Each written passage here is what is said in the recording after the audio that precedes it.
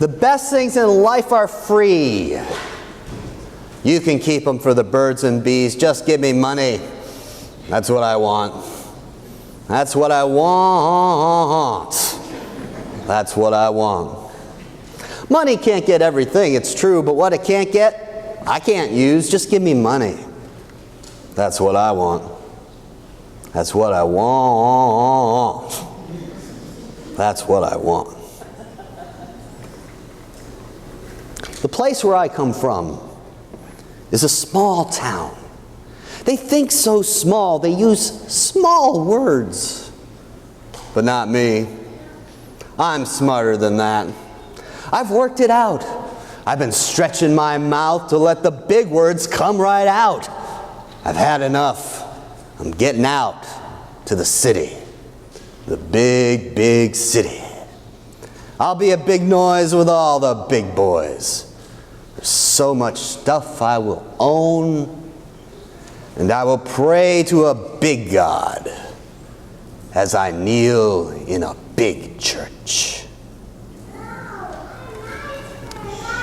There's a lady who knows all that glitters is gold, and she's buying a stairway to heaven. You've heard me say, if you've been here a while, that we have to be careful not to simply spiritualize our faith. In other words, we can't slip into the danger of just making Jesus this magic ticket, of making faith simply the intellectual assent to the statement, Jesus is Lord, so we can get to the paradise of the next life. And the danger, well, it's more than a personal danger. It's a danger that affects society and, yes, our world. Jesus sacrificed on the cross. He gave his life. But that was the culmination of a lifetime of sacrifice, a life that we are called to emulate. And I'm quite sure, if you look it up and add it up, that Jesus spoke a lot more about living this life in a certain way than he ever talked about living the next life. But as we tend to do, we as people have twisted the message. Twisted it into simply a get yourself into the next life message by believing in Jesus intellectually, which then, of course, allows us to live pretty much as we want here on earth, grabbing all we can for ourselves, or as those songs would suggest, money, money, money. By the way, I was going to sing those songs that I quoted to you earlier. You're probably very glad I didn't. Now an aside. None of us is perfect at shedding this master, this God we call money. We've talked a lot about this here, and I'm hoping and thinking that we're all trying to do our best to keep our love of money in its proper place. So I'm not here today to stick a finger in anybody's chest, because as the old saying goes, I have three pointing back at me. But I would like to lift up this warning of Jesus, to recognize this danger and what the pursuit of money has done to and continues to do to our world. Jesus was about living life here, now, in a certain way, about feeding, healing, bringing good news to the poor, raising up the lowly, putting the haughty into their place, clothing the naked, visiting the sick, visiting the imprisoned. This is the Jesus stuff. This is the stuff that brings us into the kingdom of God in this life. Because Jesus says, when you do this stuff, the kingdom of God is among you. And it's doing this stuff that gets us ready to experience the kingdom in the next life. But boy, that money sure is nice, isn't it? And we do tend, as humans, to obsess about it to the detriment of others and to the detriment of our kingdom work. I love this quote from the Dalai Lama.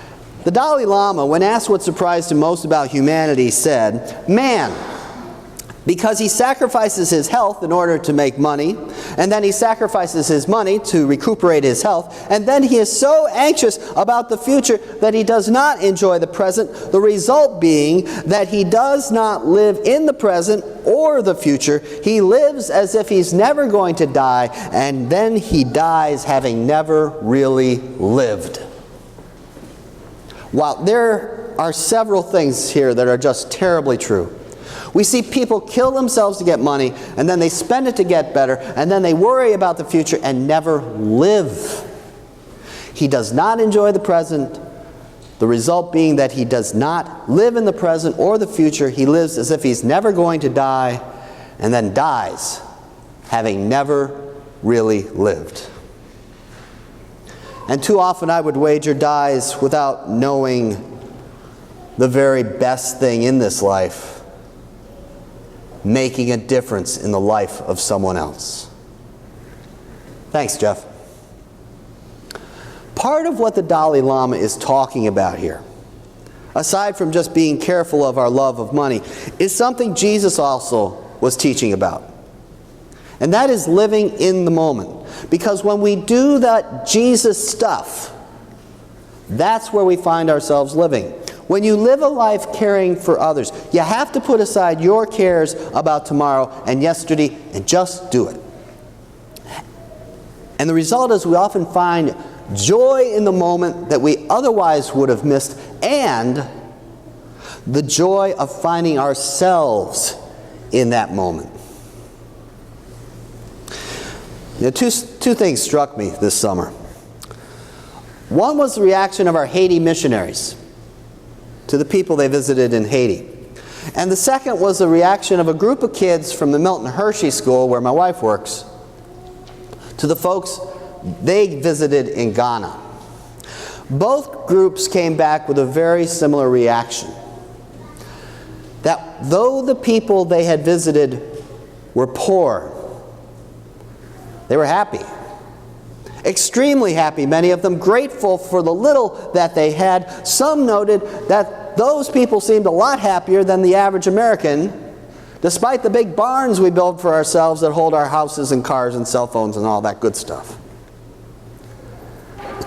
I would wager that these people were living in the moment, because riches were not detracting and distracting them. They were loving, happy, and their attitude was infectious to all around them.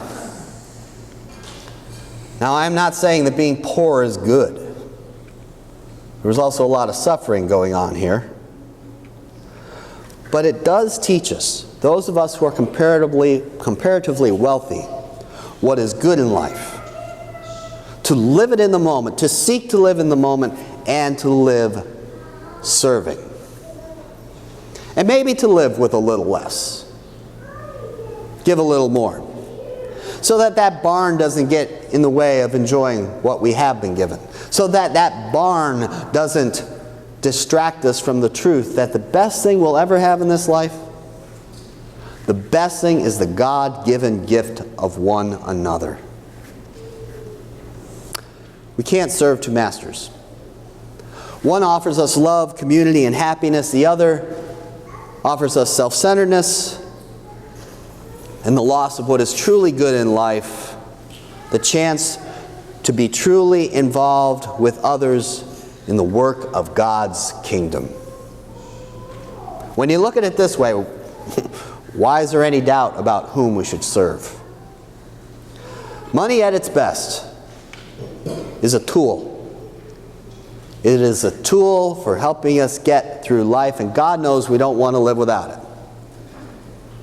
But God knows we don't want to live for it.